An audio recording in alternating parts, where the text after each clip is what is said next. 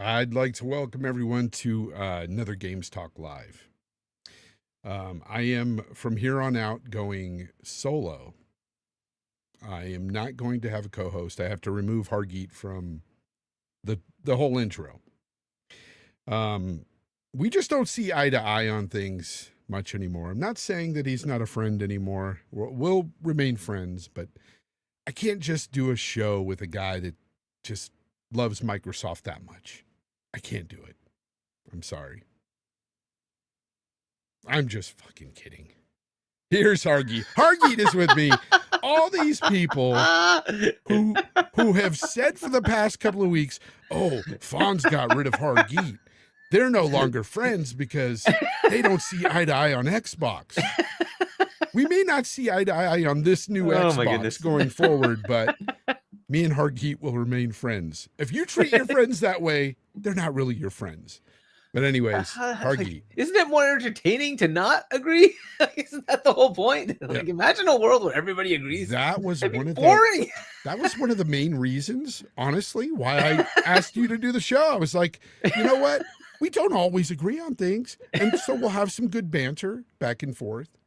I'm sure we'll have some tonight about Xbox concerning a lot of things going on with them. But to say that, you know, he got rid of Hargeet, it's just a bit weird. Just a bit weird. I don't know why nobody's showing up in the chat. I see people are watching. Cool. But why isn't anybody showing it? Can somebody say something in the chat, by the way? Do I have like something turned off here? I've never seen this ever before. Oh, there's somebody who said something. Oh, there they are. Now they're coming up. Okay, great. Yay. I just wanted to make sure it was working. I was like, holy shit, is it off for some reason? Here, I'll put up a poll. I don't interact enough with you guys in the chat, apparently. You know, with this poll. It's always constantly telling me, do something, make a poll. So here's a poll. I'm going to ask you guys this. Should I get rid of Hargeet? There you go. No, 100% yes. Yeah, 100% yes. From all the ponies, 100% yes. All the Xbox, no. Xbox, ponies, let's go. Hard goat. It's true. It's true, Abdel. And I know you disagreed with me, Abdel, about last night. So, Hargeet, so since I did a GTL last week without you, because I went spur of the moment, I knew that you had an engagement. I was on Boone's show, right? Yeah. So I knew I couldn't get a hold of you to do that. Somebody took it out of context because earlier that day I had said $30 for Game Pass. Wow, this is crazy. And you never responded to me. So I said on the show, I said I didn't get a response. They thought I meant that I asked you to do the show and you didn't respond to me. And I was like, no, Hargeet's got other things. Yeah, unfortunately, like I'm so busy at work these days. It's so during the day, it's somewhat spotty if I can or can't. So So then when I did it last week, I was like, you know what? I kind of like going live with new news and stuff sometimes. Like, I'm going to start streaming like that more often because it was fun. It was a lot of fun to do. Get a lot of stuff off my chest. You know, whether or not you guys agree with my opinions, that's a whole nother thing. But I want to give you my opinions. So last night I did the same thing. I just made this one-on-one interview thing with Tim. Tim said, hey, yeah, I'd love to come on. So he confirmed it with me yesterday.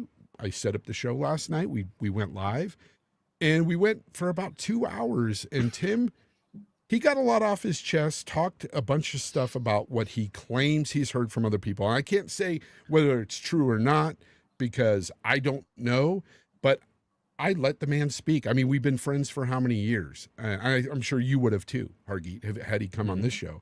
Like, even if you don't agree with some of his opinions and stuff, let the man speak. Exactly. A lot of what he said, I do agree with where Xbox is headed. And that's the contention I had with some people in the audience that's here, like Abdel and stuff. But when I say things like, you know, what I believe is going to happen with Xbox, that's not facts, people. It's not facts. It's what I believe. It's my opinion. But people are like, how can you lie like that, Fonz? How is it a lie when I'm telling you how I feel about a certain company? It's not a lie. I'm just telling you my truth. just the same as Hargeet would tell you what he thinks is going to happen. And honestly, regardless of how I feel or anything, I will say this about Hargeet. For the longest time now, it's been months, I can tell you this. The stuff you've been saying about where Xbox is headed is the absolute truth. You were talking about the possibility of, hey, maybe they don't make a console, but maybe OEM consoles down the line. And that stuff is where a lot of people think that could actually potentially happen. Yeah. We're seeing whole articles written about that stuff. So is this all facts? No, but we both have ideas that look like it's going down that road. You may not like it. I may not like it. I say this. The one thing I will say is, in my personal opinion, I said this last night, Xbox is dead, and not in the financial sense. And this is how I explained it. I said, Xbox is dead in the sense that their culture is no longer the same as we once knew. This is a totally different Xbox. This is more Microsoft than it is Xbox. I don't think you would disagree with that, Hargeet.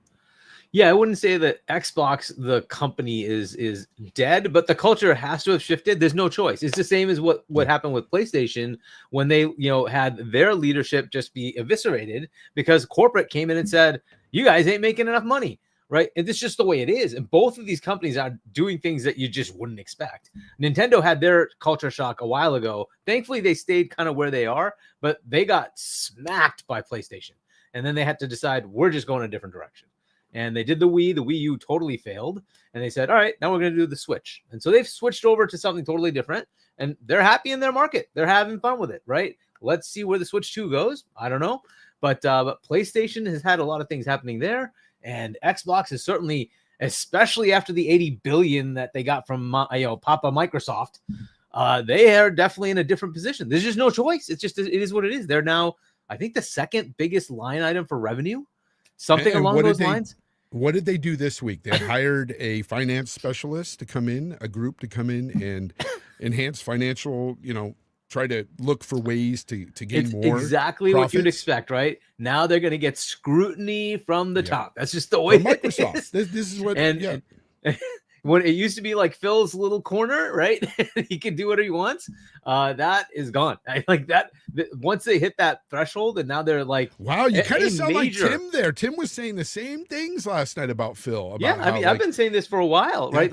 Once that 80 was spent, we knew once ABK was done, there's no going back. This accelerated things that were going to happen. I've been saying this for a while, that 10, 20 years from now, they are going to be multi-plat. There's no choice. It's just the way of the world, and Windows will merge with Xbox. They're just doing it faster. Yeah, that's it. And once that ABK happens, they will be more scrutinized when they spend more money like this. It's just there's no way around it. Yeah, it's the biggest acquisition in gaming, period, and it's like almost one of the biggest acquisitions, period, altogether. Right? There have been bigger ones, fair enough, but it's like in the top 5 to 10 acquisitions, period.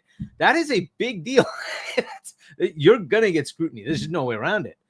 Now, look, it's working financially. It's working. However, the benefits we were getting by them trying to be hungry for the market, that's kind of like they make so much now on just like the status quo of the things they have with, World of Warcraft, Minecraft, and Call of Duty and Candy Crush. And you just take these big franchises and that alone sustains them. They don't even have to worry about the rest. But we were in the world where the rest is what we had. We were happy getting those things. And they're like, I like cha-ching. Why are you focusing on that crap? It's like, well, but we want to do it. And so and the benefits of Game Pass might not look as good, but they're still pretty good. We're still getting a lot of games. That's cool. But it does. Yeah, I know this is where me and you kind of differ with this whole $30 Game Pass, because I remember doing our show last year in July when they upped the price, bumped it to $17.99 to $20.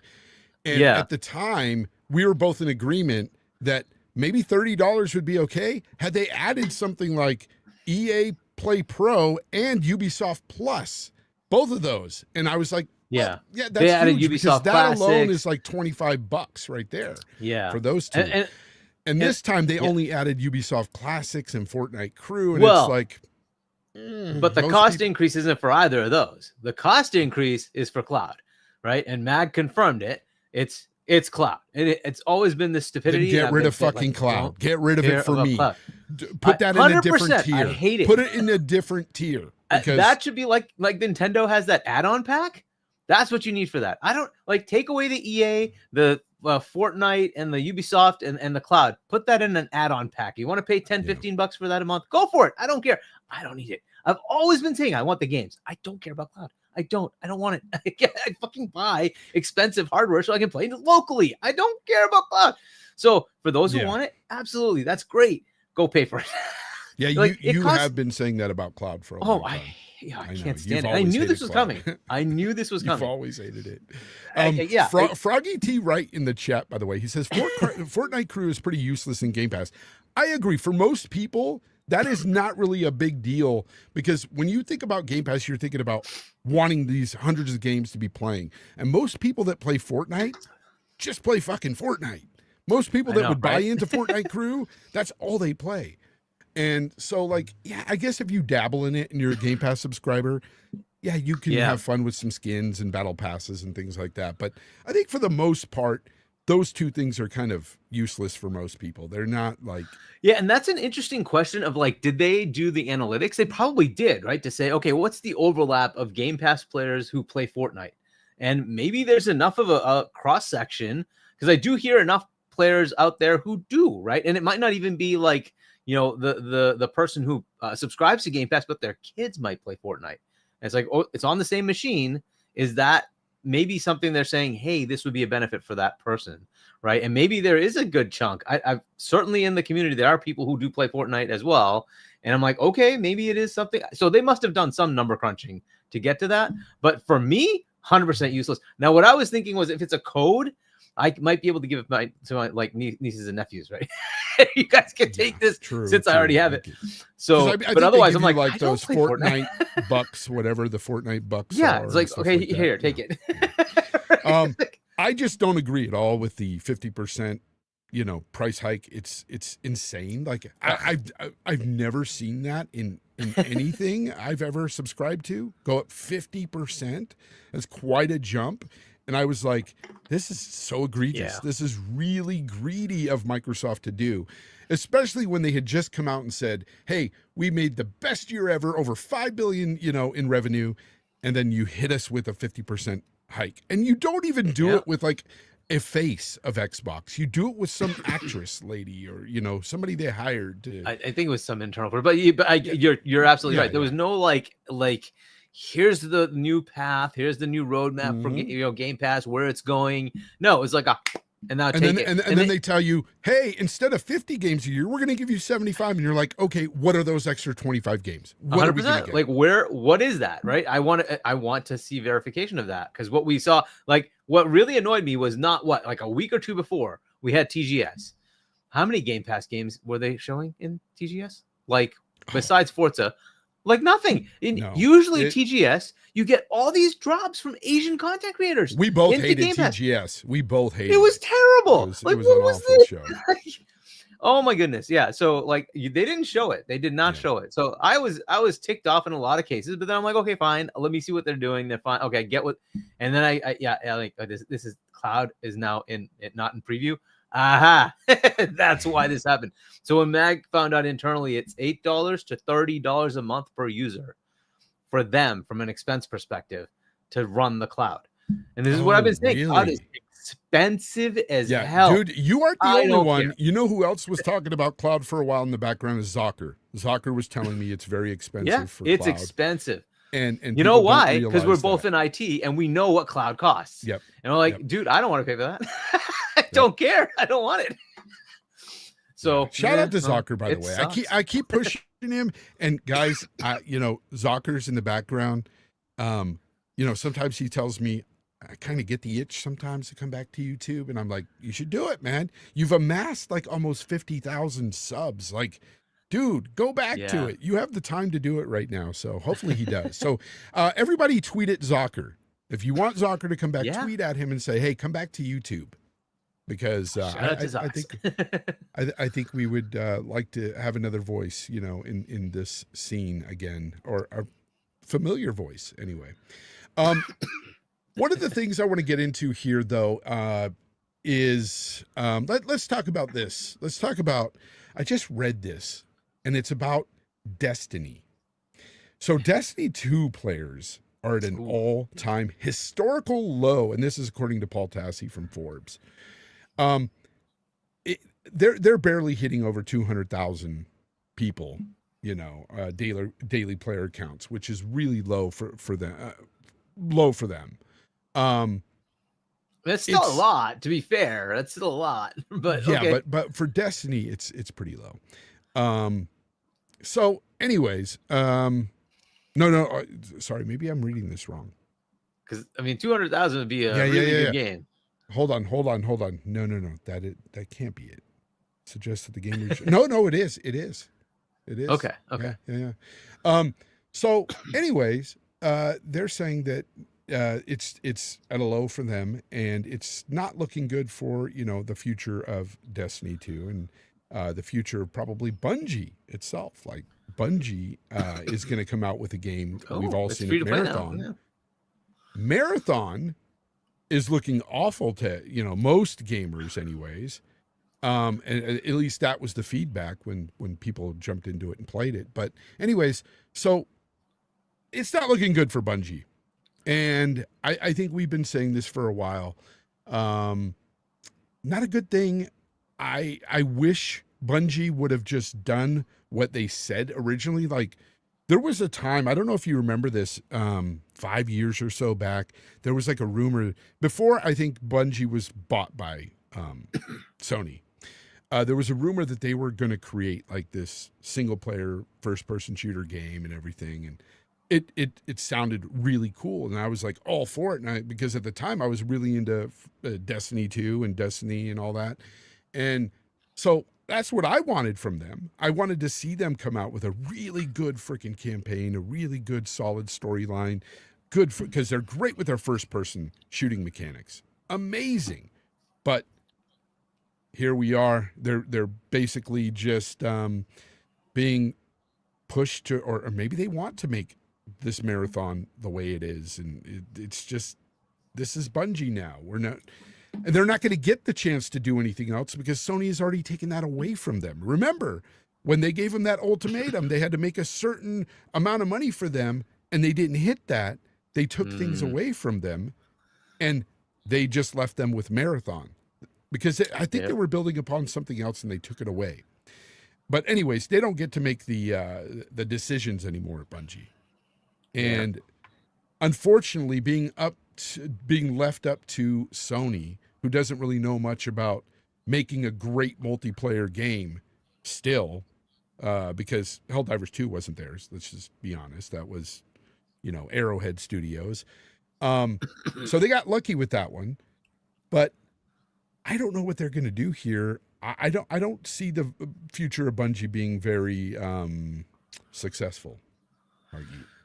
Yeah, look, so just me as a player, I've played Destiny 1 and 2, and the thing with both of those, the campaign for Destiny 1 was terrible. Destiny 2 was a little bit better, but apparently you have to wait for all this content that comes in afterwards that then gets vaulted, and you're like, so I have to continue to keep playing your game, and if I don't get there in time, I don't get to.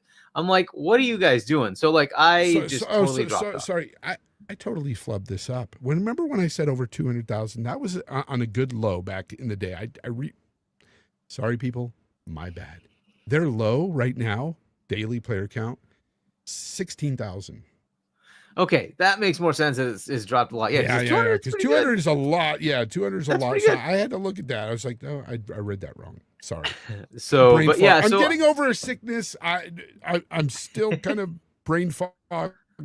Apologies, but yeah, 16,000.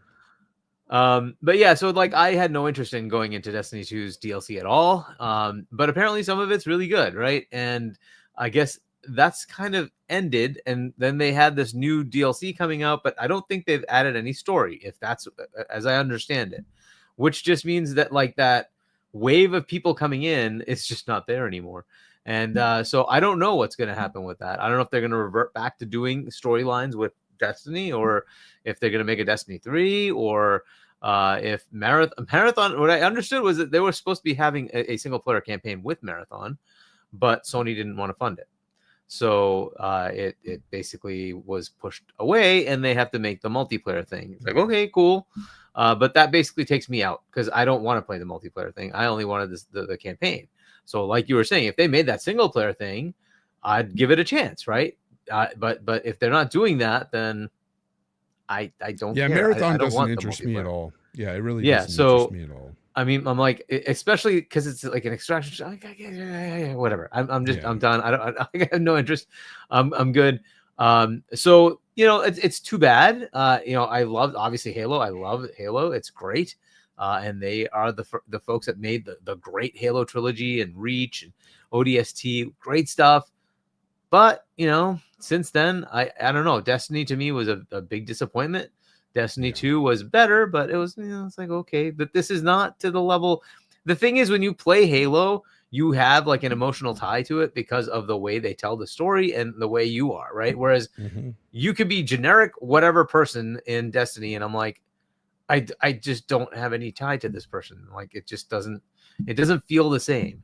So I don't know. I don't know why it never like locked with me, but it just never did. It did I'm with like, me, especially the first one, and it was just because I loved going through the raids, learning how to do that stuff. But that's all the stuff ancillary, right? The main campaign, you had Dinklebot. And you're like, dude, what is going on with this? Emotionless. There's no, I don't know. It just didn't feel the same at all. Yeah. And I'm like, this is just not what I was expecting. So anyway, whatever. So that's where Destiny is. It's sad. You look, I don't know where Bungie ends up in like 3 to 4 years. We will see. I find it very disappointing where Bungie is. I would have preferred them to be making great content, but it is what it is. What I think, what I think happens to them if Marathon doesn't hit, if it doesn't land, and it's not a success to some degree, they'll just get absolved into the other studios and stuff. I think that they'll just have them help, like, because they're really like, there's some really talented people there, and I think they'll keep some of those really talented developers. But as a company, I don't know if we're going to see them as a studio. Yeah, we'll see what they do, man. But whatever. This is interesting. The Kevy Bear, $5. Thank you very much. By the way, he says, love the title of the stream. I found out firsthand last night that if you change your payment method for Game Pass sub, it counts as a cancellation. Oh wow. What? So I guess he said, I'm no longer grandfathered at 1999. Well, where do you live, by the way, Kevy Bear? Because if you're in the United States, you weren't going to be grandfathered in if you stayed. That was only for certain regions in, I think Germany was one of them. It wasn't all of the EU, though. It was just certain regions. Like Germany was one of them for sure. I know that because I've seen people, show they're actually still paying. Some of the Germans actually that they were showing, they're still only paying $12.99 over there. Yeah. Because like for some reason they can't be price hiked or something, or they couldn't be in the past. I think they're trying to change that, and I think they're trying to do this 60-day warning thing. And I think that eventually they'll go up too. But yeah, I mean, that sucks though if you were over there and you did that and you don't get another couple of months at least of.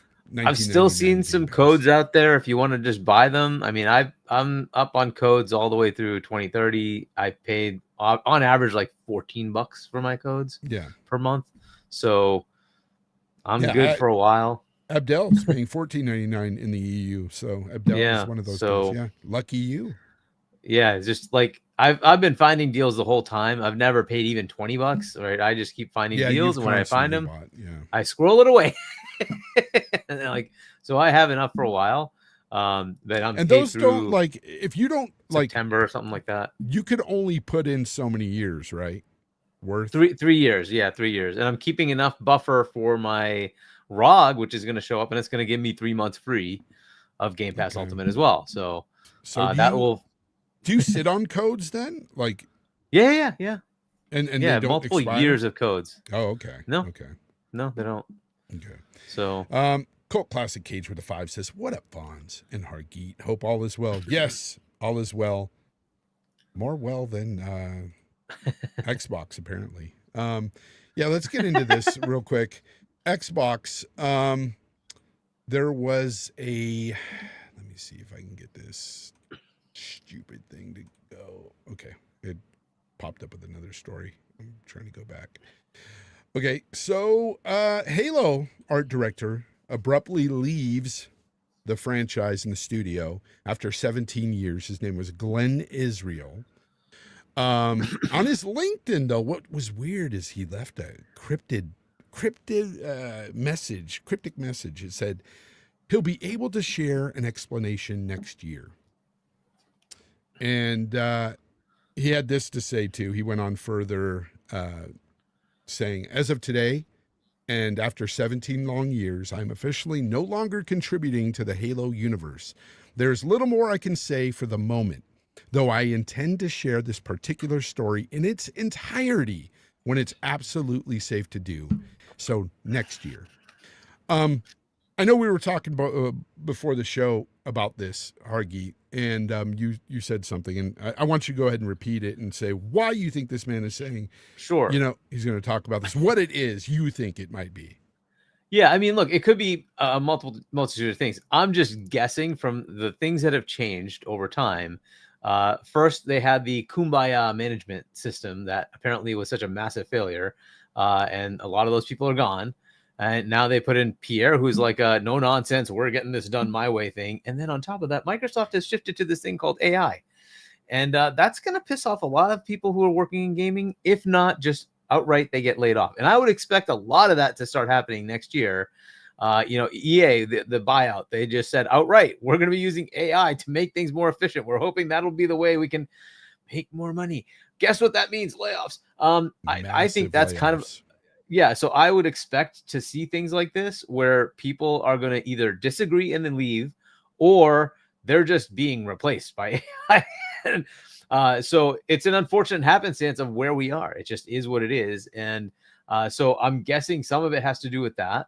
Some of it has to do with just the way Pierre is, right? He's just like, this is the way it is. I don't care about your kumbaya. Like, we're doing it my way or go away. The culture is definitely different at Microsoft. It's different. Gaming. It's different. And at Halo specifically, it kind of was needed because there was way too many different people coming up with different things, and they would go off and do stuff. And then somebody else would say, no, I don't like what you did. Go away. And it's like, well, but we just spent the time on it. Why don't we just release it? No, we're not. So that's done. And so I think Pierre is kind of saying, no, this is what we're doing. And if you don't like it, bye. And so it could be that. But I think a lot of it has to do with the shift to AI. I think there's going to be a lot of cultural shift, and people are not going to like it in the gaming world. Gaming, like the development world. But, this is just unfortunately the direction things are going. And it's not just Microsoft. Everybody's doing this, but Microsoft specifically is heavily pushing AI. It is their next big, investment avenue. So they're pushing this, and they want their studios to showcase our stack, our AI capabilities allow you to make these AAA big banger games.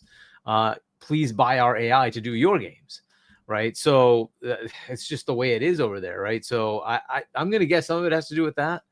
And I think that's a very good one. The AI thing is huge. Yeah. Because they just spent, how many billions was that? 60 or 80 billion? I don't know. They've spent a lot over a lot of time because they did a bunch of investment in OpenAI in the ChatGPT. Right. So, and that is part of, currently at least, is part of their main search engine, Bing. It's part of Copilot across many facets of Office and Office 365 and Windows. So it's there. And then they're trying to expand on top of that, Microsoft themselves, to add more feature sets.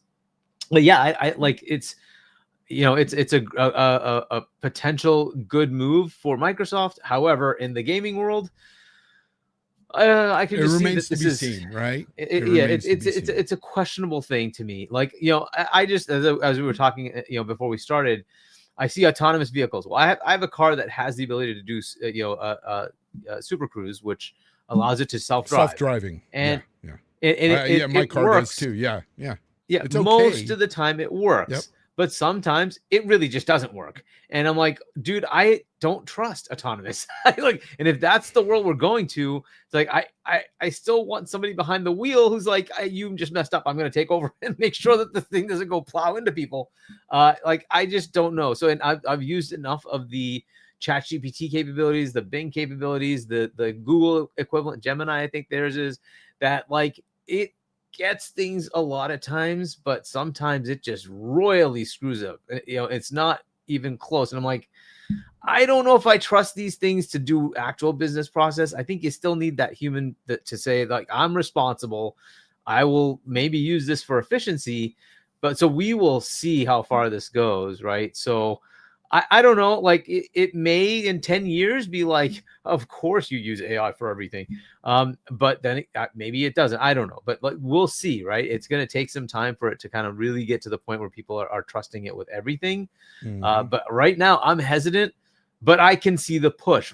Microsoft's one of the big tech, companies pushing AI, right? So I think that's going to be a part of it. And you're going to see, I'm going to guess, a bunch of layoffs coming over the next several years, probably starting next year, just because of AI. I think that's just going to be the thing in Xbox world and in almost every one of these, big developers, because they're all looking to like solidify their bottom line. And as we're seeing, the industry is shifting as far as the consumption part of it, where fewer and fewer people are buying these games, especially at $70. When they shifted to $70, it cut the number of games people buy at launch. It's just it is what it is, and you can just look at the metrics. Worse when it goes to 80 next year. Exactly, it's just going to keep getting worse, and hopefully they're seeing that. I mean, obviously Microsoft saw it and said, "Oh, that's about hold the horses." So I don't know if they're going to like go to 80 immediately, but it just feels like next gen, they're like, oh, we want to go up higher, 80, 90, $100. But I'm like, dude, how many people are going to buy the game at $100? You have to look at that. Yes, they might buy GTA, but they're not going to buy the average game that's like, well, it's 12 hours of gameplay and you want me to pay $100 for this? And that goes right in. That goes right into our next topic, which we're talking about Magnus and everything we're hearing about that and the price of that thing if it does come out. Like, I know I had Tim here last night. Tim is still of the mind that this thing is not going to come out. He's more sure it's not going to come out. He's like 60-30. I'm more like, he's more like 70-30. I'm more like maybe 60-40. I'm on the fence. It could still come out because, they're talking about how they have this partnership with AMD or whatever still. And I get that they're referring to, that when they came out with their statement, but at the same time, like, Let's face it. Right now, there's like a lot of untrust in Xbox among a lot of media outlets, casuals, and everything. Especially with this price hike, it just struck up a whole bunch of people to like go out and even say that they're being ripped from WalMarts and Targets and stuff. Which was Xbox false. consoles. Well, here's the thing about that: it's not completely false. From what I'm seeing, it's regional. It depends on, it's not like a mass policy for Walmart or Target to get rid of Xboxes, but let's say you're not selling them at your store, you're a manager, and you're like, well, let's make this section smaller. Let's not sell this product anymore from Xbox because it's not selling at our store. They could very easily do that. And I've heard personally people telling me that that's what's happening at their Walmart. And that I get. But there's also things that, people, of course, try to lie about it and show you old ass pictures of remodeling going on and say, look, they're getting rid of it. People have been caught doing that too. But yes, there is certain instances of Xboxes being removed from certain stores in certain regions. If you look it up, it'll tell you there's some in Kansas apparently that is getting rid of it altogether. But that's that aside. It's just crazy to hear about this Magnus if it does come to fruition, because apparently even Tim said they are deep into making this thing. He's just not sure if they're going to come out with it. He has his reasons. He says, hearing things behind the scenes and stuff. For me, I don't know. I can't make that claim.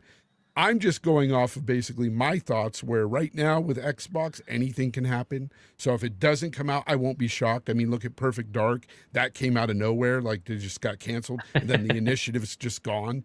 That really shocked me.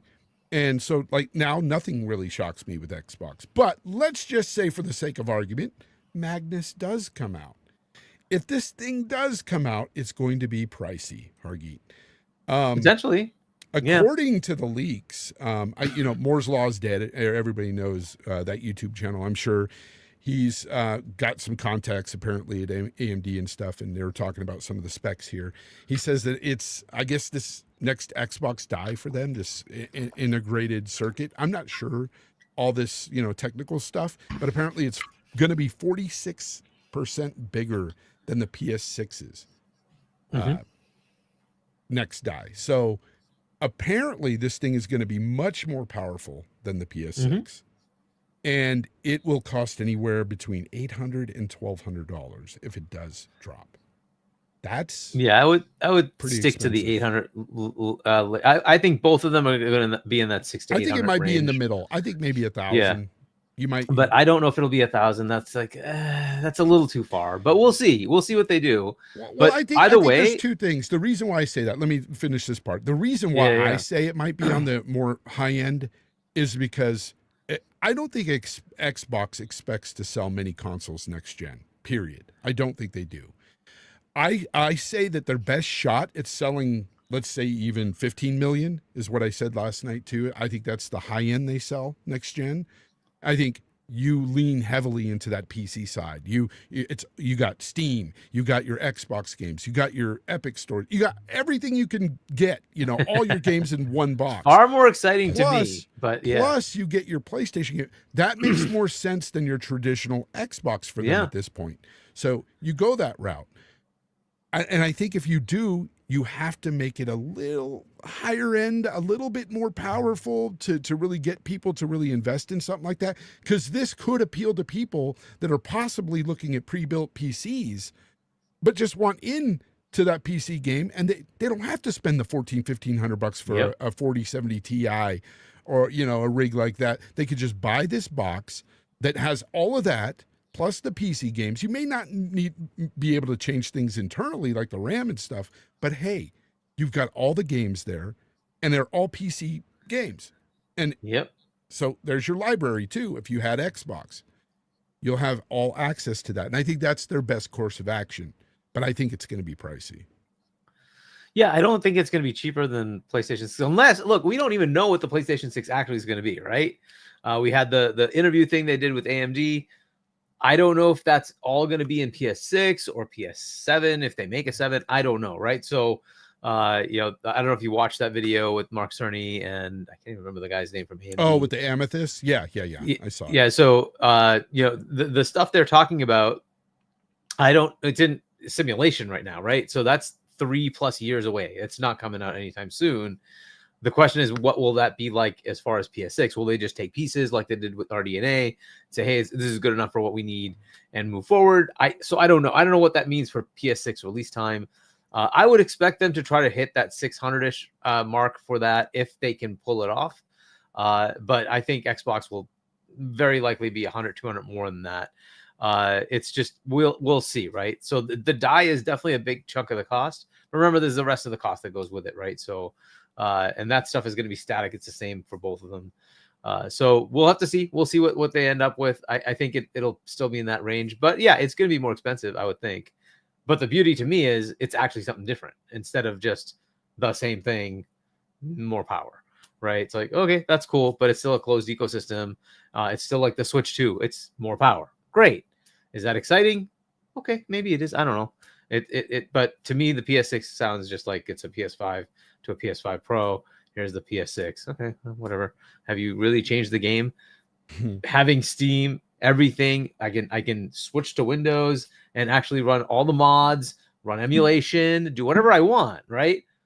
That's a huge leap. That's way different than what we get on this side. And it's like, well, okay, now it just depends on you, right? That's why I said that I hope that Xbox does lean more on the PC side of things, especially with the games. Like, they no longer have to create an Xbox console game. It's just the Windows game, the PC game, the version. You'll be able to do everything to that, like you said, modding, everything like that with the game. That's where they need to lean heavily on is that sector. Like, and it's going to take a lot of people by surprise, especially console folks, because and it's kind of sad too, because we're talking about 10 to 15 million maybe sold. That's a far cry from the 40 something million they have now with their consoles. Something in that range, and I think Xbox One was like 60, and then because of the Xbox price, 360 was like 84 or something like that. There's been many people who've already stated publicly, even in this community, that said, "Hey, I'm sorry, but $600-$700, they're priced out of the market of the hobby because it's just too expensive for them." And you're gonna get that, and that kind of sucks because you're not gonna get a PS6 for $700 for $600. It's not gonna happen. Like I really think that next year, next gen is gonna be like 700 up. It could be. It could very well be. We will see. But I don't know. It's always possible that by then they have it so that it's like in that 600 range. But here's another headache. Well, we'll never see the 400 range again. I think that's gone. Completely. So, gone. Well, here's the thing. PS5 and Xbox Series will continue for a while because they just are there. Now, the interesting part is, will the Series X continue or the Series S? And I think the Series S might continue because you want a low-end entry point, and then you say just phase out the X and move forward. Though? How would they keep that going, the Series S? Because you want a cheap entry. The cheapest console for this generation right now still is the Series S, right? It's $400. It's lower than the Switch 2. I know, but won't they come into problems with some future games being able to run on it? Because everything. Everybody says that there are problems, but ultimately people work it out. And as people get more and more used to it, the tricks are out there for people to leverage, right? So, is it a problem? Maybe, but I don't know. I think it's going to stick around. There's just no way around it. If you're going to release for series consoles, you have to release them both anyway, right? So it's going to have to stick around. It's a question of market. Do you want to have? Here's what is really interesting. The Series X is like $600, $550 for the digital, whatever. The PS5 is in that same range. The PS5 Pro is $750 now. What do you do if you're going to release a new console and it's not higher than that? You have to bump these down, right? Now, granted, they have a couple of years. Maybe they can put it to the point where your PS5 Pro is $600, right? If it's $650 or $700, then you're right. There's no way you release a PS6 and have it be at the same cost as a PS5 Pro or lower. It's just not going to happen. So they have to be able to bring that down, or these consoles are going to be very expensive. And that kind of stinks, but it is what it is. It's where we are. Everything has escalated in price and not gone down. So it's going to be a very interesting next generation. Really. It sucks it's going to suck for a lot of people for sure. The game prices alone, if it does reach $80 next year, which I believe it's going there, I don't buy $70 games today. I don't do it. I just buy my games on those other sites where you get it for like $10 cheaper. Exactly, right. CD Key loaded now, right? And then Annaba, or you just go to GD.deals and G2A. There's so many of them out there, but just go get your games there. And I was even doing that when I was on the Xbox platform. I was actually buying games from there for Xbox. Unfortunately, you can't do that for PlayStation. They don't allow it. Their digital gaming is only on their storefront. And that really sucks, but that's for what PlayStation. Yep. Yeah. So the other thing that's going to be interesting here is, are they going to, if they're going to be PC, then you have to eliminate the paywall. It's got to go. There's no way you can have a paywall for online when the other stores don't do it. There's just no way that just doesn't work. So they're going to have to figure out what they do with that, right?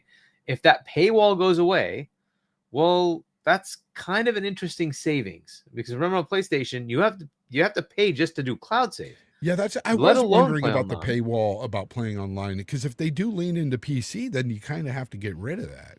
You have to. There's no way around it. And so if that goes away, that's a savings on that side, right? So on the Xbox side, you would not be paying that. Now, granted, it's not the hugest amount. I think it's like $70-$80 on PlayStation. So you'd have to pay that every year to keep your cloud saves and play online.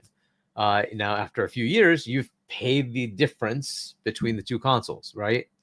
So then you have to ask, is it worth it as an investment, right? So you have to think about that yourself. What makes sense in value terms. For me, it's far more interesting to see a console-like experience under the TV with a PC in the back end. Like, I'm getting a full PC. Like, that would be very, very cool, right? Because look, I can set things up and then just use the console interface. and I don't have to worry about that anymore. But better yet, I can help others, right? There's Xboxes in every room in this house. Set things up, just use the console interface. You never have to see the windows. Yeah, I wish they would just do that for the PC too, because when you get into like the party chats and stuff, Game Bar is awful. Like that, just they need to integrate that into like a console like experience, you know, on this. Exactly. That whole experience needs to be cohesive and well done, right? Like the normal console experience is pretty good for party chat. It can flake out every now and then, but the PC experience is, oh my god, the worst, dude. Let me get this really quick. Jax82 with a 5 says, Hargeet, I'm stacked on Game Pass until 2028, maxed out. How did you get to 2030? I want in. Oh, it's just I squirrel codes away. That's it. I just have them in a notebook. So as I start going down, I just use that's why you're saying you're good until 2030. Yeah, exactly. Through 2030. Yeah, I have another like 2.5 years worth of codes. So. Yeah. Because these codes aren't always available on these sites. Like you have to find, make sure they're there, and when they're there, scoop them up. Lou Bega with $1.99 says, Hargeets, it is what it is meter in double digits. Oh yeah, I say that a lot. It is what it is, man.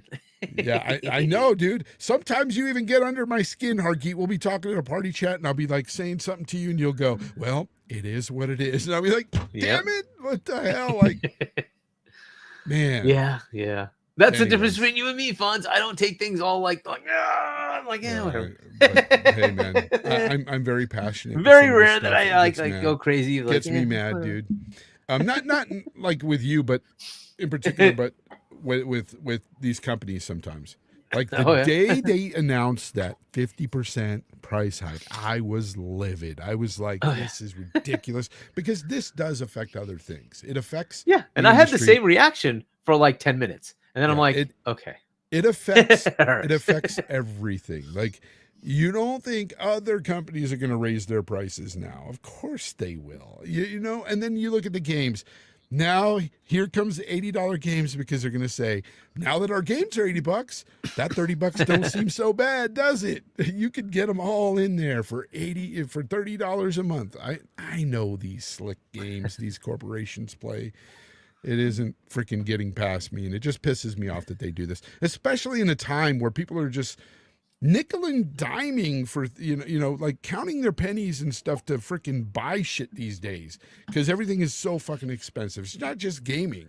It's everywhere, right? It's at your grocery store. Everything is so expensive. And to do this to people that are, in this hobby, to get away from the real world and stuff, it sucks to see this. And then to see people online go, I can't afford a $600 console, let alone a freaking $800 console. What am I going to do next gen?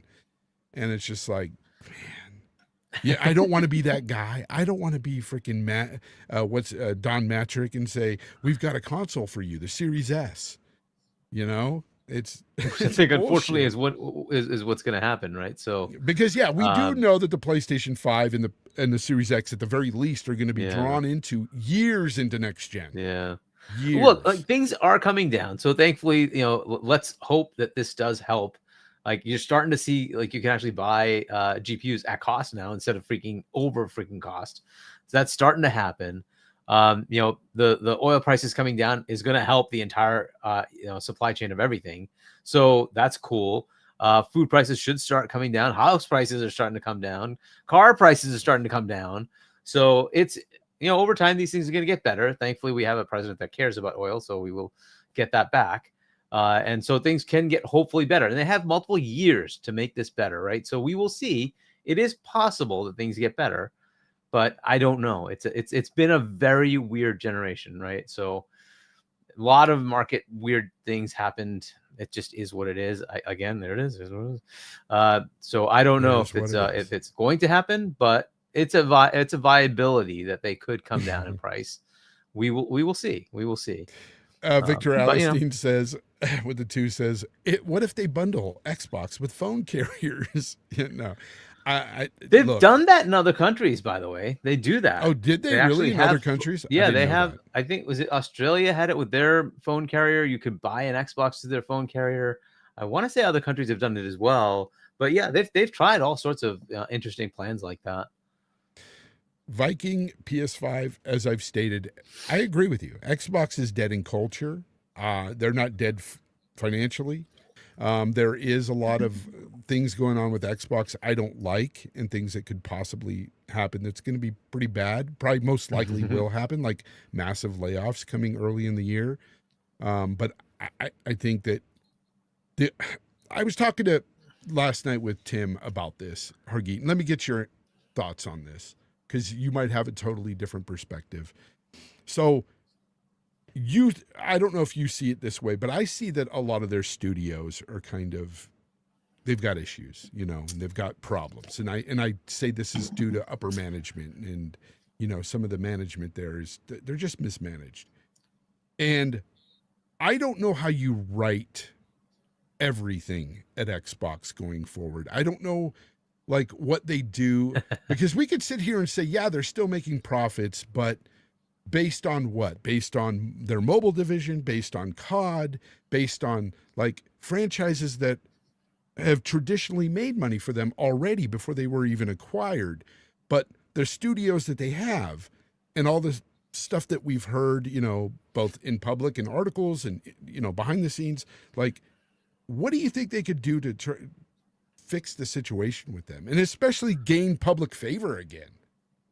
Well, they're never going to get public favor. That's just never something that's going to happen. Xbox get piled on all the time. So take that out of the equation. As far as the industry and like the studios thing, that's not particular to Xbox. Everybody seems to have the same problem. Nobody can seem to manage this. Look at Assassin's Creed. Like, you would have thought that would have been fine. Dude, they're having massive issues, and they have to freaking sell part of their company. Ubisoft is in terrible shape, and like, this is just the way it is. EA just sold themselves because they can't keep up. It's just, this is what's happening, right? The whole industry is going through crazy ass shit. Take-Two, you would think, has no problem making money. They have layoffs. It's just what's going on, right? And like, so how do you get through this? Well, first, maybe the $70 was a bad idea. Yeah, maybe roll that back. Are they going to make that choice? I don't know. I still stand behind this. And somebody came out and said this recently. It was Take-Two. They said that okay. So they said it in a different way. They came out and said that, I think it was the CEO said that he believes that games should be charged per hour. They should charge by the hour of play. Okay. Horrible thing to say, but instead of a price across the board, I agree that I don't think every game should be charged. You should be charged the same for, like, say, every AAA or every AA.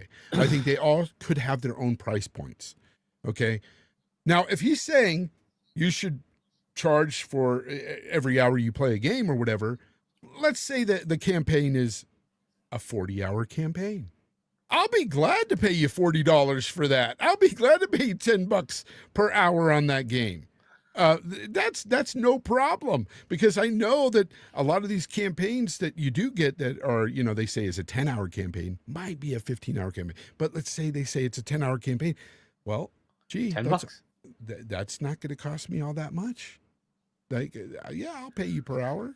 So, yeah, I mean, I don't know how that all works out. That's fine. Battlefield, for instance, do you count the multiplayer or do you count the single player? Because the single player apparently is like a 5-6 hour campaign.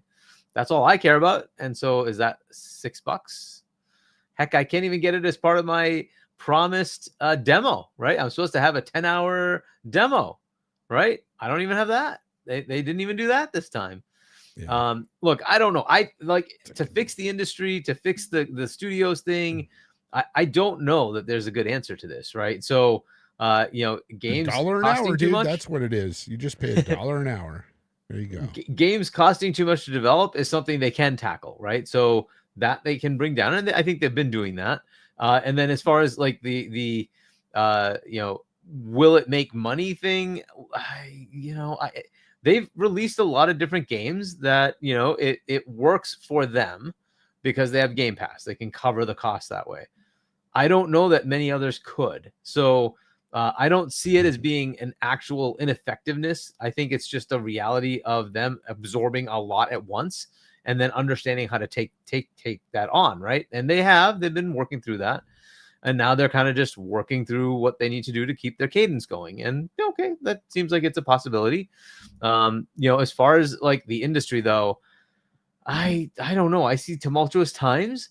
You can see from the the data that we're getting that empirically people just aren't buying a lot of games. They're playing those big black hole games, or they wait for sales in some cases.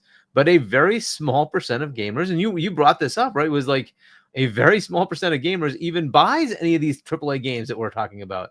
The majority don't. They don't play any of it. And it's like, well, okay, with that small segment, you now have to say, okay, how much of that percent is going to say, I'm going to pay $70 for this thing? That shrinks that. And unless it's like a big, Madden NFL, or an NBA 2K, or I don't know that people are going to spend a lot on those games. And that's unfortunately where we are, right? So, do we have actual numbers for Ghost of Yotei yet? I hear it's doing well, but I then hear it's not doing well. I don't know. I heard it's on pace to be doing as well as Tsushima did, which is great if it actually is, right? So that would put it in like a number 10 million. 12.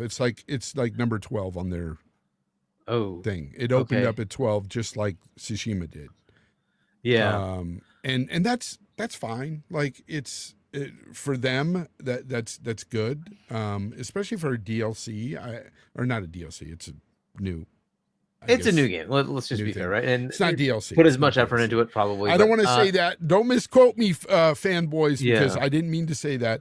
I know it's a new game. It looks better and everything. It does look better in a lot of ways. I even say that. And I'm looking forward to playing it on PC next year when it does drop. Because then I get to erase the Antifa chick and I can put whoever I want in its place. That's what I'm looking most forward to doing. Wow. To be honest. I'm not kidding. I'm going to get rid of her. I'm going to make no terrorists. I'm going to put somebody else, put another face on her, hopefully another voice, something. Make it a better game. We'll see, right? So hopefully it does well enough. It's apparently had the same budget as Tsushima, which had a pretty low budget, right? So that's good. But hey, look, I hope it does. That's kind of the measure of where things are, though, right? Is like you saw Ragnarok being the first time they went to $70, right? Because before that was Horizon, where they honored the $60, and then you had to mention Ragnarok though, because that was the one game I bought for $70. The one freaking game this whole generation I bought for $70 because I had FOMO, and I regretted it so much. That's why I didn't buy Yotei right away. I didn't buy it because I'm not gonna spend $70. But that like I thought sold less than it should have, because the previous one sold like 20+ million, and I'm like, why didn't this thing do as well? No, it did well. It did really well. I don't want to say it didn't well. It absolutely made its money. That's all great. But I'm like, the volume just seems off to me. And then it was like confirmed later that volumes are down because of $70. And like, so yes, $70 is going to push people off. And don't tell me that Returnal didn't sell less because they released that game at $70. I'm like, are you kidding me? That should be $40. What are you doing? $20, $30. Why? It's Housemarque. Why would you set that? But anyways, they did. I think this is going to be the thing that bites them. I don't know where this goes. Like you were looking at the Xbox side of it. They at least do have a variety of prices for their games. But they still sell games that I think shouldn't be that expensive. Yeah, I think what is Keeper at right now? Keeper, how much is that? I would expect $20, $30, but let me just look. It's probably shouldn't be too expensive. Yeah, it shouldn't be that expensive. Ghost of Yotei, by the way, Ghost of Yotei has sold 1.6 million copies, according to IGN. Well, yeah, are they just using the Alinea whatever? Yes. Thing. Alinea Analytics. Apparently, it's $30 for $30. Keeper. Okay.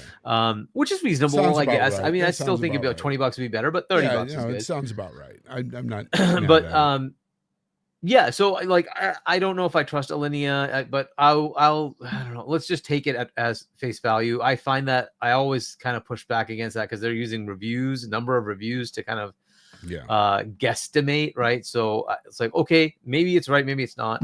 I'd love official numbers. I think Christopher Drink put out something about it being kind of on par in the UK with Tsushima. So I don't know what that means in that market versus other markets. I don't know, whatever. We will find eventually. We'll get some numbers, but hopefully it's doing well. But that's the thing. I think that $70 push, because Tsushima was a $60 game, I think that has been a bad thing. And like it really is like showing up.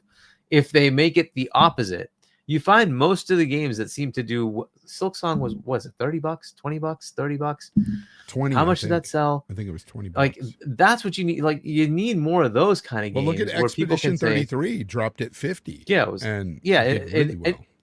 Exactly. It's like it's more like an impulse buy at that point, because people can say, well, I can afford that. Like $20, I can drop that, right? Whereas when you start saying it's $70, it starts to become more of a question. Is this the game I need to buy, or am I going to buy that game? And you just have these problems. It just is what it is. On top of that, a lot of people are spending time on other things than just games. And if they play games, it's more social, and therefore they're playing games with their friends, a la multiplayer games, right? Black hole games. It's just a weird world for the AAA gaming world. Thankfully for Microsoft, they have some of those big games, right? That's good, right? They have the multiplayer things. But that so I don't see them having as much of a studio issue as many others, given the number that they have. But they'd have it. They have the same issue that everybody else has, and it's a tough thing to deal with. But everybody's doing this. Everybody's shutting down studios. Square Enix shut down the main studio that did Final Fantasy for like how do you, anyway like this is how bad things are. Like it's just crazy. Like Sega's freaking laying off people, closing studios as well. Didn't they do that like last year? It's like it's just nuts. There's no end to it. And you're like, well, aren't they doing well? No, apparently not well enough. It's like, what the heck? Face 23 BKNY. First of all, he says that he is enjoying Ghost of Yotei. He says great game. Awesome. Yeah, no, it looks like a really looking fun forward game. to it, man. I hope it's good. Yeah. And I'll send you all the mods to get rid of Antifa Chick. You'll be good. But he's playing on PlayStation. I don't think you can do that. You have to wait. No. for PC. I'm going to send it to you, to me. Hargy. So so we could play a really good quality, version. It'll be the definitive edition. It'll be the definitive edition. Be really good. Also, here, Web Dave, $1.99. Thank you very much, Web Dave. He says, Fonz, Hargeet, the RDX time slot works. I know. I kind of like going on at night, dude. I really do. You guys rock. I think it just feels better than Saturday for some reason. It really does. Then we've got another one from Face 23. BKNY, $1.99 says, Ghost of Yotei cost $80 million to make. That is really cheap. In today's gaming, that is cheap. Yeah. That is not bad at all. The number that was thrown out was 60, and that was based on a guesstimate. What the actual quote was from the head of the studio saying, or at least the head of development or something like that, saying our budget was the same as Tsushima, and Tsushima's budget was 60. So it was in that same range. So 80 is very viably the actual number. And then there's marketing, of course, but I don't think they marketed it that much. So yeah, they could have made their money back already. I think that's awesome. Like that's really good money. Yeah, keep the budgets down for how good that game actually looks. I mean, I do give it its props, man. It looks really nice. Face 23 BKNY again with a $19.99. Thank you very much, by the way. He says the reason why games were selling more before it was because everyone was stuck at home during COVID. The COVID bubble. There was a COVID bump. It's over. There was a huge COVID bump for sure. Yeah. But I think they're even talking about before that. Like, it's just $70 is a bit much for a lot of gamers. And like I said, I put out you can look up ESA and Circana. They got numbers there showing how much people spend per year on games on average. And you can look it up like console and PC gamers and stuff. And I said the number a couple of weeks back. It's like $449 per year. And that means games and accessories and hardware, everything. That's the average spent on games and everything per year per gamer. And that's not that much. $449 is not that much. Yeah, I mean, like the peak was certainly 360 PS3 era, right? There were $60 games that were coming out all the time. You had trilogies come out in the same generation. Before that, games were pretty good. So during the 90s, it started to like ramp up. But like the 80s, you didn't get that many games, right? So you bought like one or two just because, well, A, there weren't that many coming out, and B, you could only afford so much. Oh yeah, Gaming was expensive. and so yeah, and with my parents, it was like, bro, they would buy one game and expect it to last 6 months at least. yeah, Like that's literally what how it you used to had. be. So I played Super Mario Brothers, flipped it so many times. We just played it over and over and over. Exactly. Like that's how Yeah, it was. and now we're so spoiled that we want like a game every week. But it, you know, as far as like the number of releases at a good price at a good cadence, I think the 360 era, the PS3 era, that was like the best. And then it just started to slow down, and they generate with Xbox One, PS4, they bumped it to 70, and no, there was still a 60. It was the series and PS5. Yep. They bumped it to 70, but the slowdown started, which is what precipitated the need to bump it to 70, because they're like, it takes too much to make these games now. And I'm like, okay, well, you know, this is a gamble. Here comes you're taking. AI, right, Hargy? That's why we've got AI there coming you go, right? to try to lower those costs of production. We will see. Maybe it does lower the cost. You know, I think that's the savior of this, is to say, don't go to 90, don't go to 100, instead go to 40, right? And try to mass market instead. And, you know, the games that have done that really well, right, make a good, compelling game at a lower cost, tends to work out. But you know, and then you'll say, but all these indies fail. That's right, because there's too many, right? You have to stand out. So there's some things you just have to do to make your game be better. But hey, that's on the developer. They have to somehow make it compelling enough, right? And there certainly are plenty of instances of that. So yeah, the AI the AI talk we were talking about earlier, it kind of scares me, you know, because when we first started talking about AI implementation in gaming, we thought of it. We were way ahead of ourselves, thinking, oh, they can add it to where, you know, you can interact with an NPC and it's more fluid and that sort of thing, which they probably could. They could do it, because I've seen people actually do that on their own, like put it within games today that we have out there, and they make little scenarios where you can talk to an NPC and it's very fluid. Like you can say, hey, look at that guy over there in the green shirt, and the NPC will acknowledge that guy in the green shirt and things like that, which was pretty cool. And I was like, wow, that's really cool. But what I didn't consider is AI coming in and taking people's jobs. That's the part I didn't consider. And that part is the ugly part of this whole thing.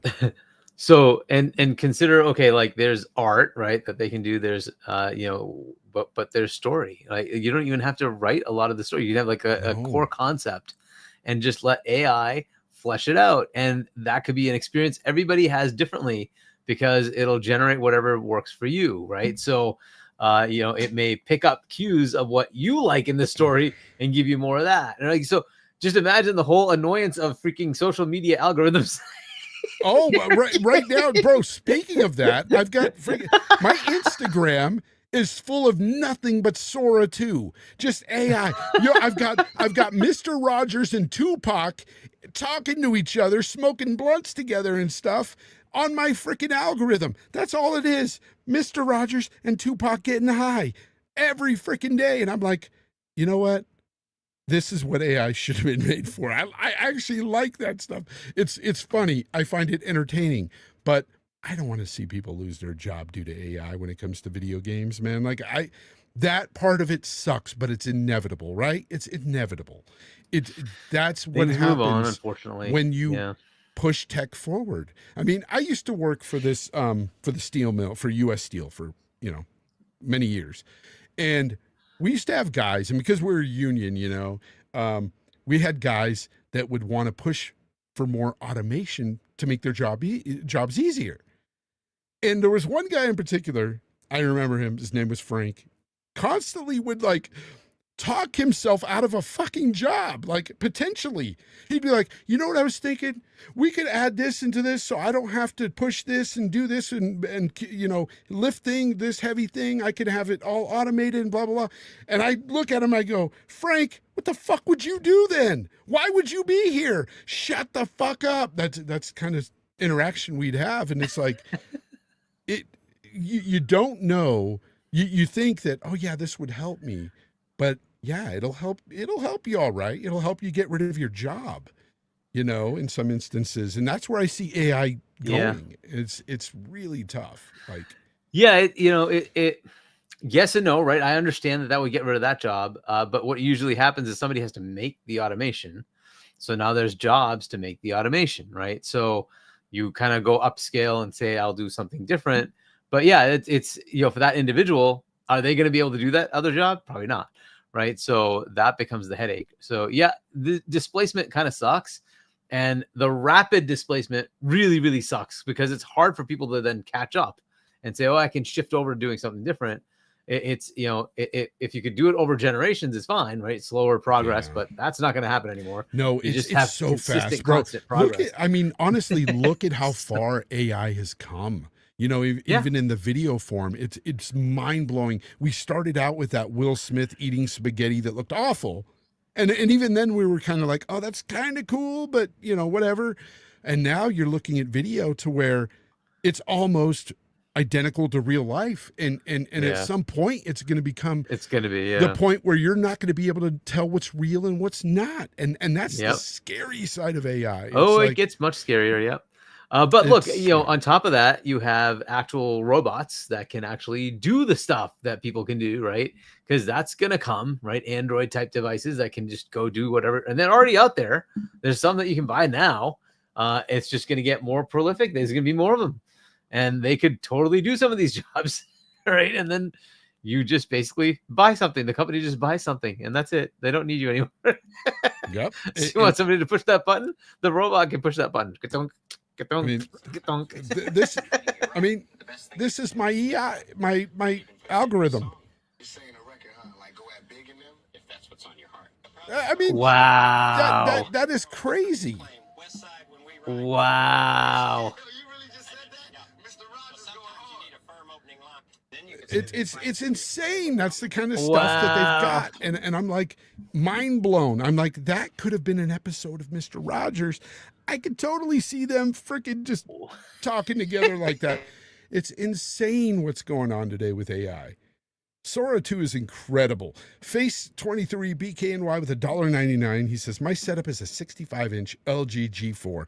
Nice TV. Really good TV. Awesome. And Sonos Arc Ultra. That's surround sound, right? Sonos Sonos audio, is a speaker right? company, yes, but yeah, I don't know what the Arc Ultra is. I don't know if it's like a soundbar or a Sonos is a really good or company though, for sure. I know they make some great speakers. But yeah, that's a great setup, man. Mr. Rogers, man, freaking crazy. I don't know. As a kid from the 80s, growing up on Mr. Rogers and stuff, and loving Tupac back in the day in the 90s, yeah, I gotta tell you, it's like two freaking parts of my life coming together, and it's awesome. Anyways, but yeah, I just didn't want to, like, I never thought of that. And Preston said it earlier too. He's like, Fonz, I thought the same thing about AI. I didn't even consider people losing their jobs, but that's what it is. It's just like automation. It's just like everything else. It's evolution, and we've got to find other ways of, I don't know, creating jobs and stuff for people, because it's going to be crazy when AI does land. Because I could see them using it all over the place in gaming, just taking so many jobs, artists, and that's a lot of people right there alone. Then you've got, of course, world building and stuff that's going to happen. It's probably going to be all like procedural generation is going to be on another level with AI. For sure. And of course, your narrative building, like you were talking about earlier, Hargeet, you don't really even have to write the story. You just make a premise, and you just throw in a few lines, and they'll have a whole script written out for you. Yeah, I mean, this stuff is coming, right? I mean, maybe it's not there now, but it's going to be there. And this is why voice actors are so against it too. That's why they're always fighting against AI. Were they not included in the whole, like, remember there was a whole the Actors Guild? Yeah, they were. They were included. They were included, right? So I thought there were protections against. There is some protections AI. of that, but it's like limited to, like, oh well, you can't copy that person's voice. Okay. You can't just take somebody's voice like that. But it doesn't protect them in that they have to be hired for a job, because we've already got games out there with NPCs that are just AI. What about actors who are already dead? I don't know about that. There's probably laws against that. I don't know. Well, if there's no because that was done after the fact, right? So could somebody use like an older actor's voice? Well, hey, they do it in Sora. They got Tupac. They got freaking Mr. Rogers. They've got their voices. That's crazy stuff, man. Crazy. So you haven't really seen much of that stuff on social media, huh? But I'm not on social media. That's right. Dude, my algorithm is filled with that stuff. I just pulled it up and it was there. So that's what I showed you. It's just Sora 2. Nothing but Sora 2. And wow. It's just like you'll have Martin Luther King out there doing speeches, wild speeches. Oh my God. He's never even said. Can you imagine him being, they'll take all these awful guys, dude. Oh my God. What they do to Stephen Hawking is, I'm going to hell for laughing. I'm going to hell for laughing. Oh, wow. But Stephen Hawking, I saw one where he was being freaking body slammed with wheelchair and all by the crocodile hunter. The crocodile hunter was just body slamming him. And I'm like, why? Why are you doing this? And then he was in it. They had Stephen Hawking in his little wheelchair with Destruction Derby hitting cars and stuff. Just awful. Just crazy stuff. Yeah, it could be some fun things they do with that. But anyways. yeah. But again, some of it looks really real. It's crazy. Anyways. Either way. We are so cooked. That's what Fuzzy Tomato said. Hargeet, is there anything else you want to tackle here? Well, you had Battlefield, right? As a huge opening. Right? What did it get? Like 600,000-700,000 something. It was concurrents, really right? Something like that. Concurrent players. That's massive. As Colt would say. Oh man, that thing is massively huge. Battlefield 6 is crazy huge right now, and you've got people all over the place in my friends list playing Battlefield 6. Gaz is loving it, just having a freaking, I'll be nice, but Gaz is just loving it to death. And I'm just not into multiplayer games like that anymore. I wish I was, because I would be hyped for it too. But I just can't compete. That's the honesty. That's the brutal honesty. Like the last time I tried to play a game like that it was Call of Duty. It was maybe 3 or 4 years back. And I remember trying to get in a game and get some kills and stuff. And I was just getting my ass handed to me left and right. And I just said, you know what? I'm too old for this shit. And I just said, I'll let the kids handle it. And, left it alone. So I'd rather play the campaigns, but I heard the campaign, it was reviewed really badly. They said the campaign sucks in Battlefield 6. Yeah. Which is why I have no interest in buying it. I'm like, if the campaign it's like 5 to 6 hours, I'm like, you got to be kidding me. I'll just wait for the Game Pass, drop when it comes in. I'll just play the campaign then. I'm much more interested in the Call of Duty one just because it's 4-player co-op. So I'm like, okay, this is going to be interesting. 4-player campaign co-op. That's funny. Danny, watch the beginning of the show really quick and then come back at what I did at the beginning. Because, everybody thought that you weren't coming back. He said, at Fonz Gaming, you still have Hargeet here. Yeah. I don't know why. Bro, that freaking... The Sony guys ran with that on Twitter. You wouldn't believe. They were like everything, it, right? And I'm just like... You guys really think that? And then even after I told them, no, that's not the truth, they were still posting it. And I was just like, whatever. Yeah. Sathius in the chat said pass for me, I guess. Waiting on the next Xbox and PlayStation. Really? Just waiting for the next generation? Are you excited for any game, by the way?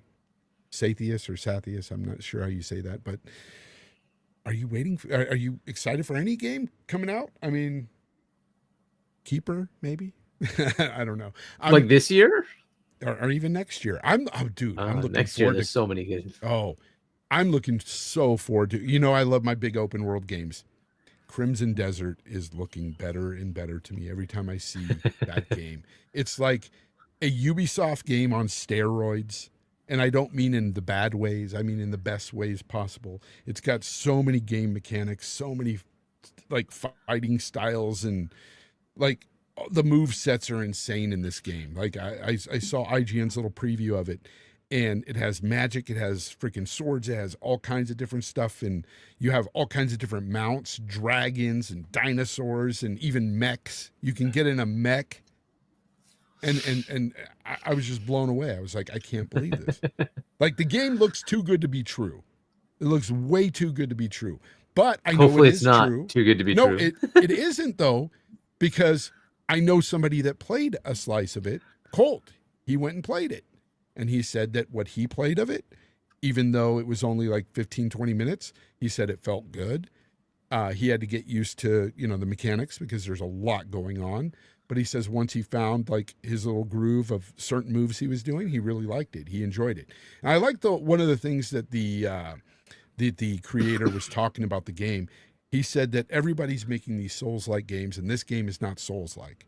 He said it can be difficult, but it's not Souls-like in that you have to find out how the boss does their moves and stuff. You don't have to figure the boss out to beat a boss. You have to figure your style out, and you can easily beat a boss once you master your fighting style. He said it's more akin to a fighting game than it is a Souls-like. And I like that. I said, okay, that's a different take. I want to try this. I want to play it now. But yeah, I do like this. So I want to watch it. I mean, I want to play it right away. So yeah, that's just but one there's games. another big game coming next year you kind of missed. GTA 6. Of course. GTA 6 is on my list. It's my most anticipated I hope game. it's good, man. I really hope it's good. I love Rockstar, so I will definitely be picking hopefully that they up. don't disappoint. But yeah. There's a lot of other games coming out next year that seem really promising. Gears E-Day is another one I want to play. I don't know how much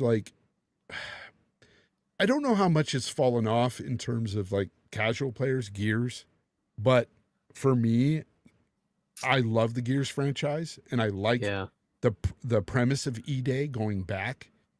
I love that part, so I'm looking forward to it. The one thing I will say though is the one game I'm looking forward to still, but I'm just like, I think that Xbox really needs it to land is Fable.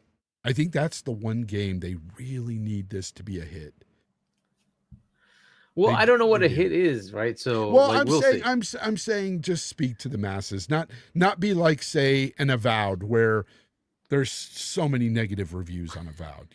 Objectively, like a lot of people are like hate on Avowed, and it didn't sell well outside of Game Pass, or not many people played it outside of Game Pass. So that sort of thing. Like, I want to see Fable be one of those games where people can be like, okay, this is an Xbox studio game that is truly one of the, a great freaking game. And they brought this franchise back that is a beloved franchise. A lot of people love Fable. And I know a lot of people are excited, but I do believe that, for me anyway, I think a lot rests more on this game than even E-Day. I think it's Fable. Like, Fable needs to be that one breakout hit. I really do. I don't know. That's we'll how see. I don't know. I still think it's going to be like a mid 80s type meta game. I don't think a mid 80s. I don't think a mid 80s is a bad game though. Like, that's what Avowed is. Ghost of Tsushima came out mid 80s. You had what was that? It came out at 86 or 87, and it was the same score for like Halo Infinite back in the day. And I liked Halo Infinite. I didn't shit on that game. I had a blast with Halo Infinite. Was it the best Halo? No, but I had a blast with Halo Infinite. By the way, I just saw, since we were talking about our art director leaving, I just saw somebody say that now that the entire team of Halo Infinite is gone, but one person, only one person is left from that Halo Infinite team at Halo Studios. That's crazy. That's cool. Really kind of like blows my mind that many people have gone from the studio. Well, we'll see it soon, right? Whatever. Supposedly we're going to find out. For the Halo Combat 24th. Evolved? Next Friday. Not this week, but next week. Is that a complete remake, a rehaul, like just a whole redo? That's what we're hearing. I don't know. We don't know the exacts, but that's what we're hearing, right? Supposedly It's a UE5 wrapper around the original. I don't know how true this is, but somebody told me that there's a few privy people out there in the community that may have gotten to play a little tiny bit of Halo Combat Evolved already. Nice. Or it's very soon they're going to get to play it. It's one of those two, but that's what I heard. Like that's being sent to a couple of people, and I'm just like, okay, that's cool. I have a nostalgic feel for Combat Evolved. It's my personal favorite Halo. So for me, I would definitely play Combat Evolved again. I know some people say I don't want to play it again. You know, I've already played it many times, but for me, like that particular Halo. At one point in my life, it got me back into gaming. Like I was not enjoying gaming. I was not playing games.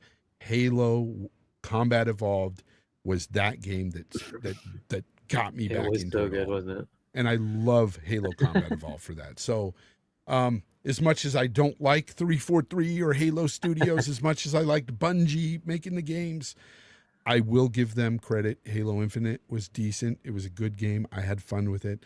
But if you can like remake this Combat Evolved and just make it so much like cooler than it was, like, you know, not feel dated and everything, that'd be awesome. That'd be really awesome. And then of course a new game. I would love to see a new Halo game. We'll see what they're cooking. Yeah, we'll see. Supposedly we're gonna find out. But anyways, aside from that, and I hear what you said. I didn't mean to cut you off when you were talking about Avowed getting a mid-80 score too. I guess I said it wrong when I said objectively it was being reviewed badly or whatever. I'm talking about just word of mouth, people talking about the game and everything. They were really negative on Avowed. I myself was negative on Avowed. I tried to play it and I didn't care for it. I thought it was really sloppy the way it felt. And other people had the same. I think Danny Passion said it earlier too. He didn't like the feel of the game. He didn't like the game. And it's just one of those things. I just want to see better games coming from Xbox. And with the way the studios are, I just don't feel like they're giving that or they're going to bring that like necessarily. There's a lot of distrust with Xbox. There just is from a lot of us out here. Yeah, I don't know what, like, I don't trust any of them. Like, what trust do I have no trust in a roadmap from PlayStation at all. Well, if we're talking about a roadmap from PlayStation, I don't have, like, this generation. I'm hoping Wolverine's good. Excited. It looks like it's good, but again, that's really it. Ghost of Yotei hopefully will come out on PC, and I'll buy that. Look at me, the broke boy. $5. I think this is the same broke boy that does the other names too. You got a few. Oh, it is. Yeah. That's hilarious. Look at me, the broke boy. Yeah, I'm with you too. I'm broke as well. He says, enjoying success of Battlefield 6. Only thing I'm already tired of is the PlayStation fanboys treating it as a W for PlayStation, not because of the game's success, but because MS owns COD. Oh, because they're rivals, so they're trying to treat it as if it's their game. That's just stupid. That's dumb. That's even though Battlefield will be in Game Pass, like, okay, whatever. That's a huge reach, man. It's always like this, massive though. I mean, reach. Oh man, that thing is massively huge. It's just too massive. I don't understand why they would do that. That's weird. Because you get to play it everywhere. It's on why Xbox. not talk about Yotei? Like, that just came out. It's got a pretty damn good review. Why wouldn't they just whatever? You know why? They really don't want to play as the Antifa chick. They don't want to play as her. They just they don't. Okay, they want to play the game. Oh my goodness! But they wish Jin was back. Like, I wish Jin was back. I liked Jin. I thought, I know it's 300 years later or whatever, so of course Jin couldn't be there. But Jin was a cool character. I thought that he could get a sophomore outing and like flesh out his character more and become this badass he was. But didn't happen. Instead, they said, no, we're going to give you this thing. And they put it out there. I don't know. With My with, goodness, with, yeah. with all the pronouns these days, I don't want to make a mistake. So the thing, whatever. I don't know. The Well, thing. I don't know what they call Jesus. themselves. Antifa. I'll just say that. But yeah, Yote looks like a good game though, for sure. Yeah. Hopefully it'll be. I'll wait, obviously, for PC, but yeah, I'm hoping that it comes out soon enough. I'll pick it up over there. Darth, it was a joke. I don't care about pronouns either. I really don't. Actually, I despise them, but whatever. call yourself what you want. Anyways. Somebody said, Fonz, instead we got a boss babe. If that's what you're calling a babe, I'm not going to go there. Not going to go there. Because no. Just no. 9 Lives, no. I wouldn't call that a babe at all. No, not at all. Anyways, so getting back to this whole other stuff in gaming, anything else come out that we wanted to talk about and tackle? So Machine Games put out a post that had an undisclosed game. So they show all the games that they've pretty much worked on, which is mostly Wolfenstein and Indie. And they had a nice little that question mark. Shadow, question mark. So what is that? What is that about? You know what I want it to be, honestly, and it's already represented there, though. That I just want them to make another Wolfenstein. I want a Wolfenstein 3. I loved Wolfenstein 2. I thought it was great. I had a blast with that game. I've always been a fan of the Wolfensteins, the Old Blood, everything. I bought that on PC, by the way, the Old Blood, and I started replaying that again. Great game. Like, it's one of the best. I love Wolfenstein. So yeah, I'd like to see them do that. Could very well be Wolfenstein. Do you think they could come up with something new or bring back something that they've done in the past? What do you think? I mean, it's one of theirs. They definitely help other studios get their games across, right? But I think as a main studio, it's been Wolfenstein, and they did Indie. But yeah, I mean, I'm looking forward to another Indie. I loved Indie. I thought it was great. But as far as Wolfenstein, yeah, it could be that they were parallel working that one, and they have Wolfenstein ready to show. So it'd be interesting to see. Did you see that? I put it up on here. He said her armpit hair is rad. Are you telling me it's got armpit hair in the game? Yeah, I totally gonna mod that out as well if that's true. Well, I mean, to be realistic, that would be normal, right? Like this is 1600s. When is it? 1500s? Something like that. When was it? Yeah.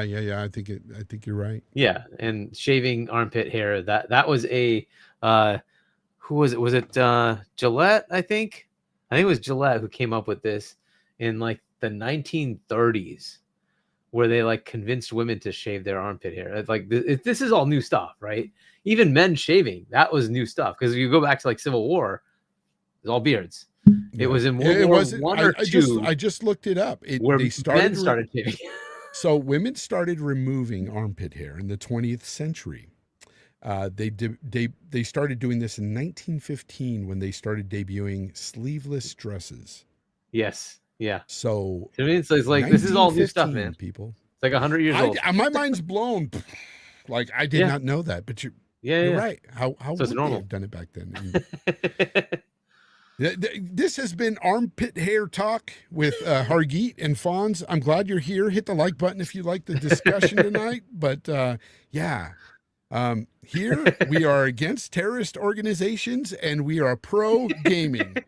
That's what we're here for, right? Put up the American flag. Let's do it, Hargeet. Oh yeah, I do have that. Put up the American flag. Let's do this. I wish I had one to put up. Yeah, America. Oh yeah, we are two proud Americans, everybody. I don't know why. This is crazy, people. Like, come on. Remember when we did the show a few weeks ago and I said I was proud to be an American? People took that and started calling me racist for saying I'm proud to be American. And I just think that is... Fuck them. Seriously, if Fucking anybody's stupid. proud to be American is racist, fuck you. My Like seriously, what my the fuck? father was Filipino. I lived in the fucking Philippines until the age of 7. People literally die I'm- walking across deserts to come over here. It's got to be a good country if people want to walk across a desert to fucking kill themselves to get over here. Like, get the hell out of here. Yeah. Come on. Yeah. I've been around the planet. Yeah, no, America's fucking awesome. My co-host is Indian. What is he doing here? Like, oh my God. So dumb. Some things are just too ridiculous. So dumb. It's like, come on now. They're gonna clip that. My co-host's Indian. What is he doing here? I know, it's so dumb. It's like, whatever. Anyways, I just found the whole thing retarded, completely retarded. And this was coming from somebody I thought who was a friend in the community. I was like, holy shit, really? You think that's me? You think I am? Oh my God. I lived in a freaking third world country where I was the minority. Like, what are you talking about? Oh my gosh. Oh man. Crazy. Preston says, I want to retire in Dumaguete with a tiny Filipina. There you go. Okay, you could do that. You could do that. And there's some very beautiful places down there and some beautiful women. But yeah, watch yourself. Cost of living's pretty good, especially if you have American money. Watch yourself down there though, because you can't really own anything down there. You can't own property. So what happens to a lot of Americans down there? Let me fill you in, Preston. So if you meet a nice little Filipina, as you say, and she's all into you, and you end up buying a house down there with her, guess who owns that house? Not you. She does. And a lot of times what happens is they bring their family in and then push you out. And there's nothing you can do about it. It's scary. It's a scary, scary, scary thing. Yeah, he says you could buy a condo. Yeah, you can get a condo in the city. Anyways, but yeah, I haven't been to the Philippines in a while. I've got a lot of Philippine family there, so I want to go there someday. It'd be fun to go down there and just visit now, all grown up. See what it's like. It's got to be different now, right? Oh, I vaguely remember things because, again, I was 7 when I left. But the things I did remember were not so good, especially in the area where we lived. At the time, you got to remember, Marcos was president. And there was a freaking, like, internal struggle going on in politics. And there was a lot of guerrilla fighters and everything going on. And, Oof. there was a lot of stuff, bad stuff going on. And I remember seeing them fighting at one point near my home. And I remember me, my brothers, and some cousins and stuff were all outside, and we were watching people get killed. And we were like, oh, and yeah, just bad stuff. Then you, of course, you had the tsunamis. You had the floods.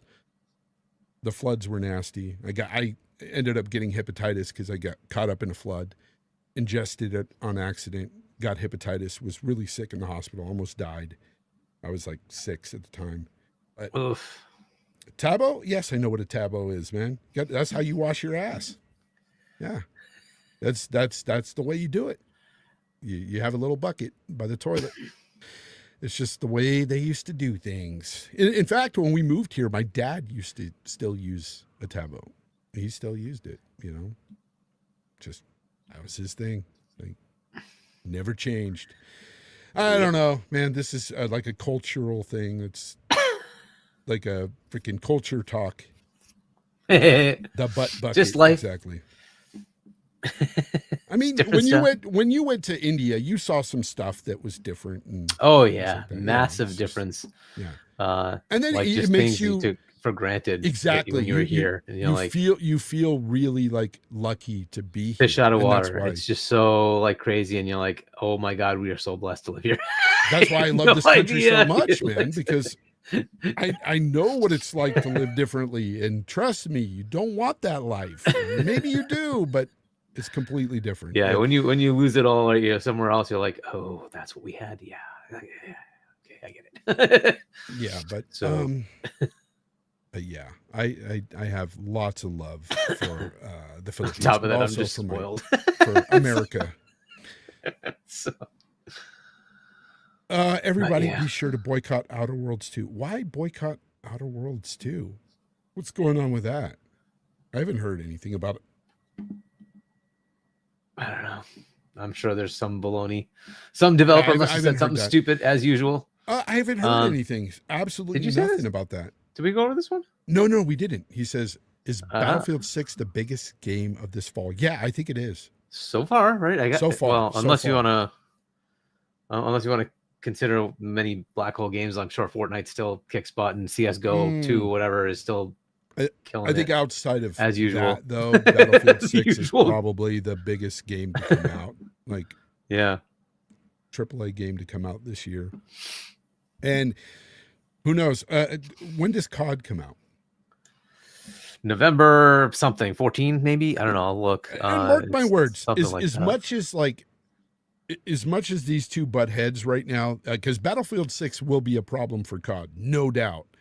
But COD will still sell very, very well, and still do okay. Especially, let's see what happens in a month with Battlefield 6. Because one thing I hear about Battlefield 6 is it's a lot of fun for a lot of people right now, but there's some people already asking for new maps.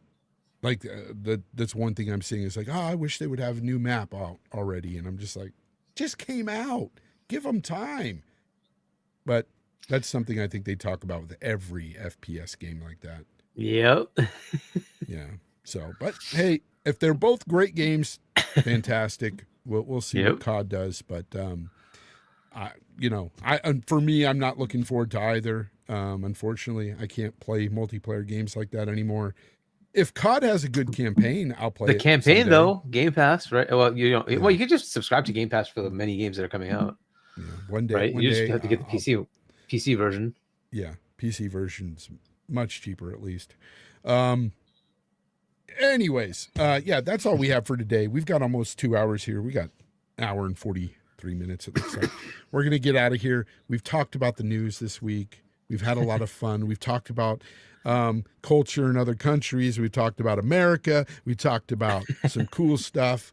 We talked about Antifa chick, which is always something to bring up and say, F that person.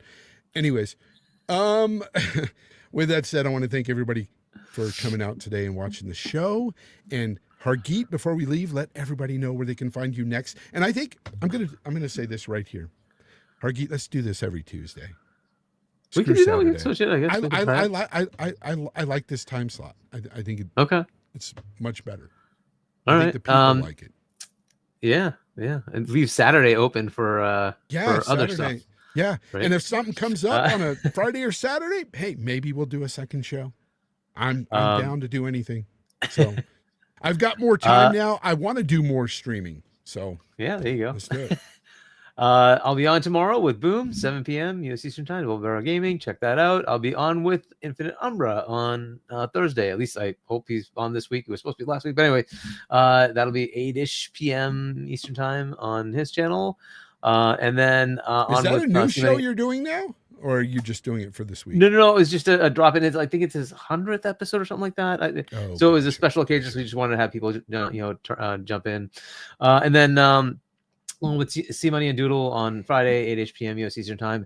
I don't know if we're doing a Saturday show. We'll see. Maybe we don't do a Saturday show. But Sunday I'll be on with Web Dave. For sure, we'll be back Tuesday. I like this time slot. All right. It'll probably work out better for me for the winter too, because usually Saturdays, my wife, she's out working, and sometimes I go and help her. And Saturdays, I usually stay home and I don't help her. But with the snow and everything, I might go and do that. Have to, yeah. So I'll be on with Web Dave on Sunday, 7 p.m. US Eastern Time. Check that out, and then we'll see. Well, this week we get our ROG Allies for those who bought one. I did. Oh, did you buy one? So I will be. It hopefully shows up this weekend. We'll see. It's shipping. I'll check, but it's shipping this Thursday, I guess. Do you buy all the handhelds? Do you like handhelds? No, I wanted to specifically get this one to see what the journey is for that new interface. I want to see what that does. And then I figured out I actually have a very cool use for it, because my nephew comes into my room to watch TV, and I'm like, well, okay, now I can't do any gaming, so I have a handheld. he can keep watching. I'll just play on the handheld. Nice. Yeah, that would work. Even if I'm streaming from my Series X to my handheld, fine. Or I can just play a native Yeah. PC game, right? So I'm like, this is kind of cool. I'll actually have something I can play on while he's watching his cartoon stuff. So, but yeah. Yeah, it's I that'll be great next Tuesday to pick your brain about the device if you do get it, because you'll be able to be well versed in the new UI and everything, and you'll be able to tell me what's going on, or tell the audience even better. Yeah. Anyways, Danny Passion says, Fonz, keep Hargeet, please. Yes. Did the poll that was finish? never a doubt. So he didn't What do call we me got? a racist, so it's all good. He's still around. Yeah. Anyways. It says 33% yes, get rid of Hargeet, and 67% no. Well, see, you see that? It was in your favor. See, they love you. All right. Well, until next time, guys, game on.